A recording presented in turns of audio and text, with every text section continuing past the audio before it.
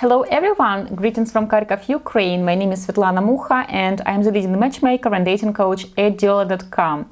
Today I have prepared a really unusual topic for you. Actually, we will speak about stereotypes about Ukraine and Ukrainian women that are true and stereotypes that are false. I have been inspired to this topic by a gentleman with whom I had a consultation. He didn't become our client yet. I believe he's still not ready to embrace the reality, because this gentleman has been talking to a lady he has met on a people at a dating site, and that lady has fed him lots of lies about the war between Ukraine and Russia, that actually that lady is from Kherson, and she has claimed that in Kherson they didn't have light, they didn't have electricity, they didn't have central heating, so only this man could have saved her, and she really badly needed money from him to survive, because of course it's so logical that electricity is out but Western Union still works.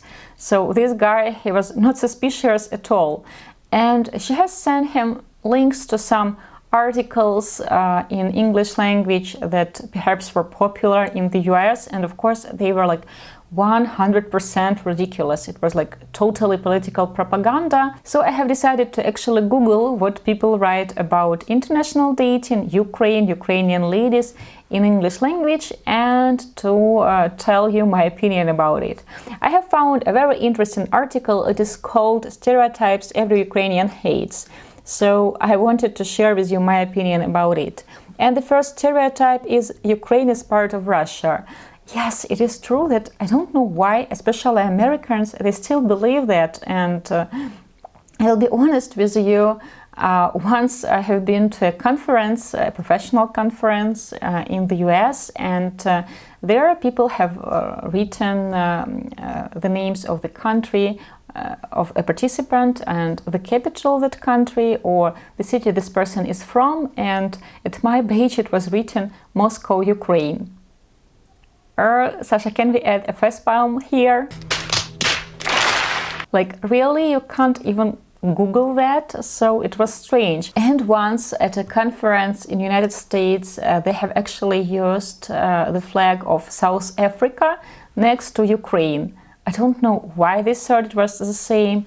So yes, when people claim that Ukraine is part of Russia, it's kind of offensive. It makes you look not very smart when you claim that Ukraine is part of Russia, because in Western and Eastern Europe, we all kind of know geography.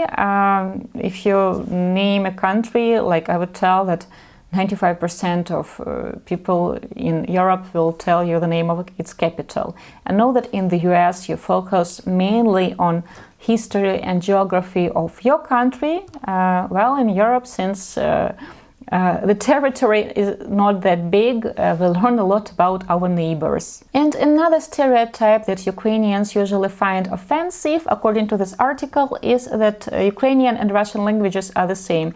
Actually, we have an interesting article about it at our Diolli.com website. By the way, we have a fantastic blog there, so if you not only like to watch videos or listen to videos and podcasts, you can actually read some interesting articles at our website. We have years of articles there, so you can find lots of useful information if you're into international dating and if you're interested in Ukrainian and Slavic culture in general. Another crazy stereotype that I have found at several articles is the fact that it is always very cold in Ukraine, and sometimes even our clients surprise us asking like, how cold will it be there in October or in April? And for example, this person is from New York or from London, and I tell them that the weather actually will be quite similar, so it won't be colder here. And actually there are many states in the US that are way colder.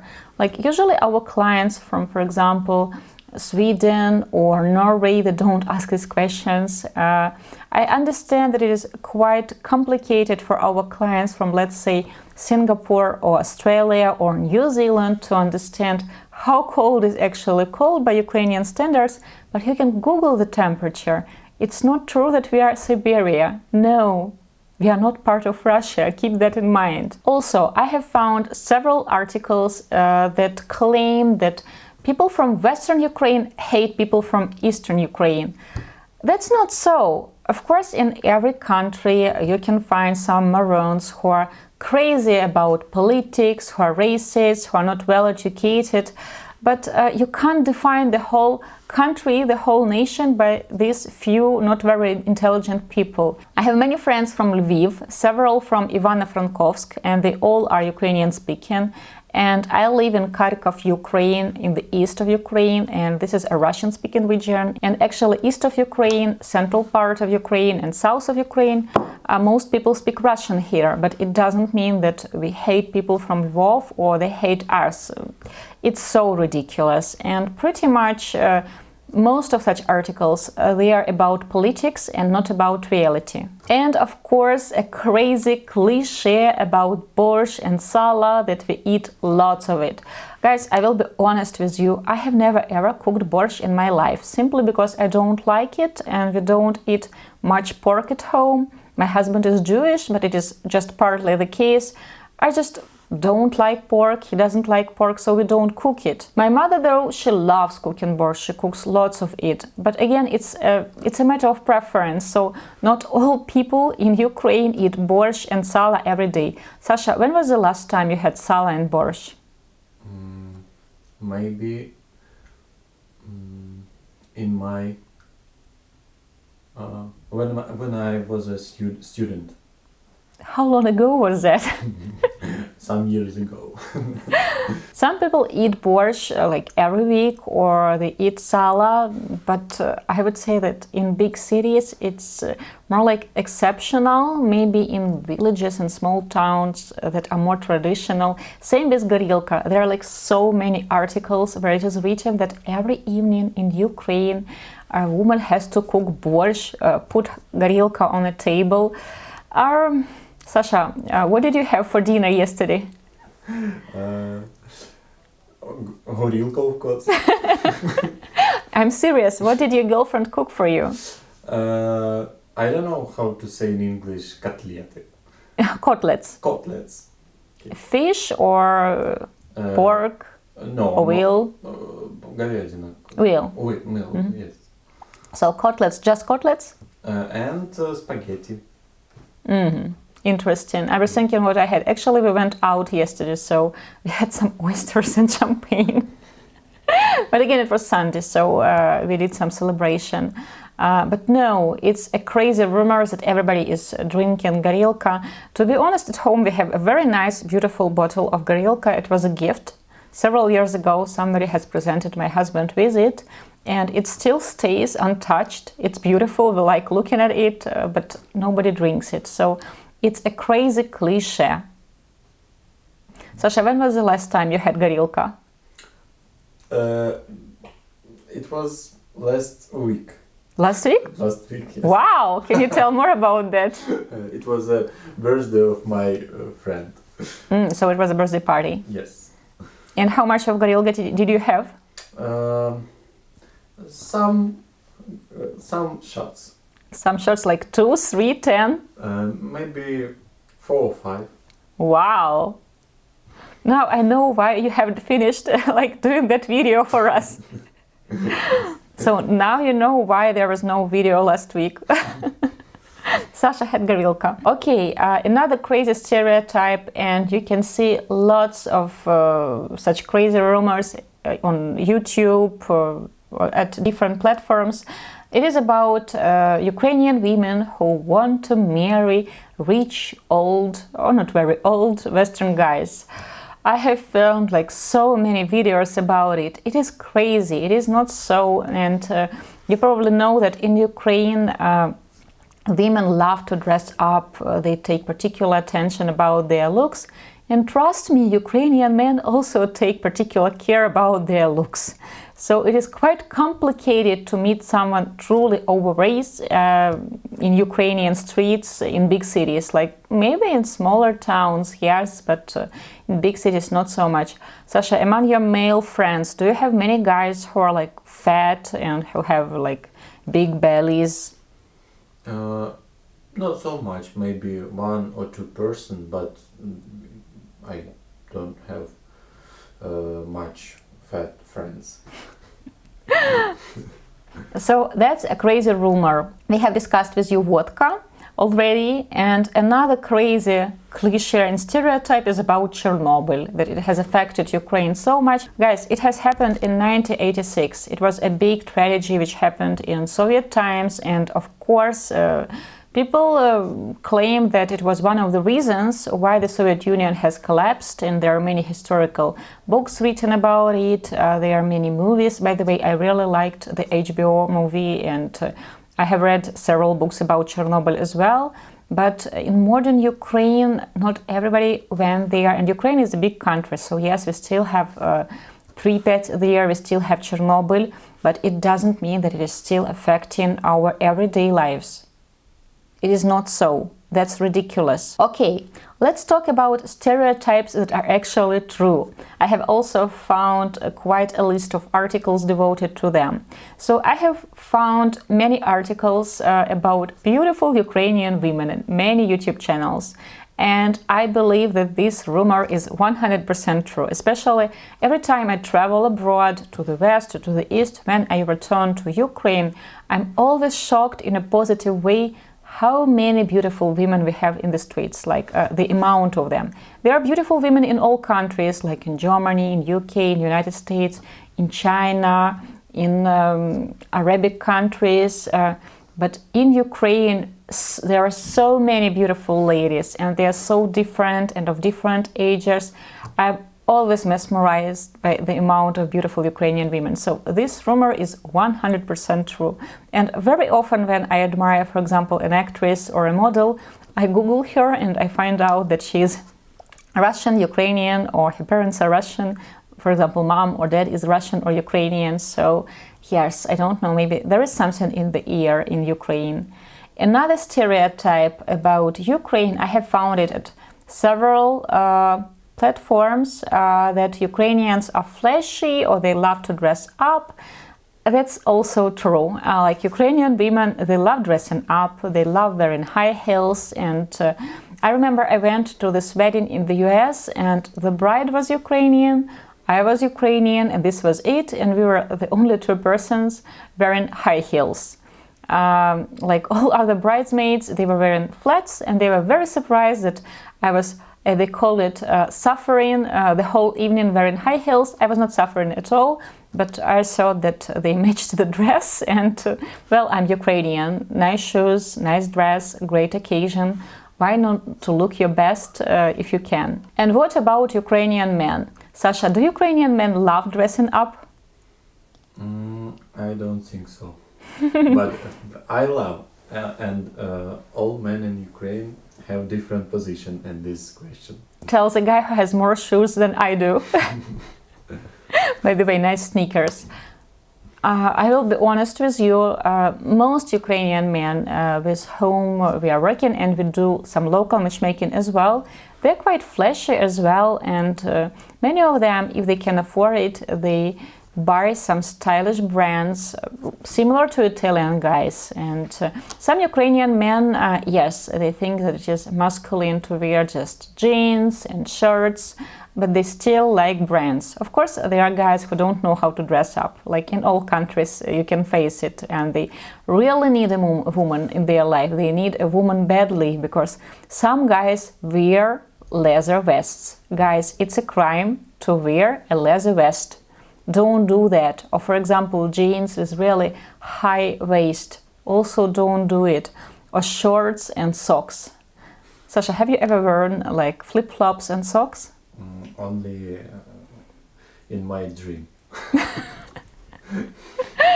No, don't do that. It's a crime. It's a crime again against fashion, humanity, and logic. Never. Like flip-flops and socks and flip-flops on dates only if the date happens, I don't know, in Punta Cana and you are on a beach. But if you are taking your girl out, even if you are going to the cinema, don't wear flip-flops. Don't do that. Okay, another stereotype that is actually true is that Ukrainians speak Russian. And sometimes on Facebook, some guys who are like very lazy and they don't even bother to open my page and to see what is my name, where I am from, if I speak English, if I'm actually married or single. They write me something in Ukrainian like, hi, what is your name? And the Google Translator is actually not doing a good job, so there are like lots of mistakes. And I'm always surprised, like, why do they think, like in this area, Ukrainian will surprise me because everybody speaks like Russian in Kharkov?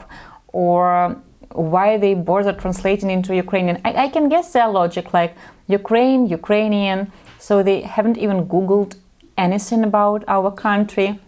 But yes, in Ukraine, if you speak Russian, you will be understood. Even in the West, even though like in Lviv, people mostly use Ukrainian in their everyday life, and it is a specific Ukrainian, not the one that people speak, for example, in Poltava, but they will still understand you in Russian language. So another stereotype that is actually true, that in Ukraine we do have babushkas. And by babushkas, I mean these grannies who are wearing scarves on their heads and who can cook pies, who can cook borsch, who love taking care of grandkids and feeding them. We really have such babushkas in Ukraine and in Russia, I believe, and you can find them even in big cities. Another stereotype that I have seen a lot on internet is about Ukrainian hospitality. It is really so that when we ask friends over, we cook a lot, we always set a table, and it is a tradition to feed your friends. And if people travel from other cities or from other countries and you have the space in your apartment, and pretty often even if you don't have that space, you still invite people to stay in your apartment and not in a hotel. Of course, nowadays, like years, we try to be more logical about it. If if you own just a one-bedroom apartment, maybe it is more convenient for your friends to stay actually in a hotel. But if we're speaking about older generation, if relatives are coming over, like everybody will suck it up and stay in the tiny apartment. But we won't let your guests pay for a hotel, which is not very smart, I would tell, but it is a cultural sin. And another stereotype about Ukraine, another rumor about Ukraine that is actually true, is the fact that Ukraine is really located in the heart of Europe. Actually, this place is called village Rakiv, and it is located in Ukraine, and this is the geographical center of Europe. Though I have read some articles that the geographical center of Europe is in Minsk, but all those articles were written in Belarus, so I think they tried to win over Ukraine on this fact. But anyway, truly, Ukraine is a big country, and we are located in Europe, and it takes about 2 hours from Kharkov to fly to most of European countries, like 3 hours if you think of Portugal, if you think of the west of Europe, but we are all quite close. I have found several articles and several videos about superstitions, and people claim that in Ukraine people are superstitious. Well, I both agree and disagree with it, because a lot depends on a person, a lot depends on the age of a person. Sasha, can you call yourself a superstitious person? Суеверный? No. I can't call myself superstitious either, but if I'm thinking about some older relatives in their 50s, 60s, 70s, then definitely yes. And of course, I have tried to find more stereotypes about gender roles in Ukraine. And yes, it is true that in Ukraine, gender roles are still traditional. And in our society, it is still expected that a man courts a lady, brings flowers, stands up when a lady enters the room, and foots the bill at the end of a date. And of course, flowers. We have talked so many times about flowers, but guys, please never bring this one sad red rose on a date or like 3 half-dead tulips. Don't do that, it's not classy. I hope it was helpful, and I hope now you know a little bit more about Ukraine, about our culture. If you consider international dating and if you consider dating Ukrainian women, please do your homework and try to read more about our country and culture. And of course, keep in mind that not all articles, videos, podcasts about Ukraine that you can find online are actually true. So try to read more, try to look at a bigger picture. And if you have some questions about Ukraine, about dating in Ukraine, about Ukrainian ladies, about matchmaking in Ukraine, please feel free to write them down in the comments below this video. I want to wish you love, Svetlana Mucha, especially for Diolli.com.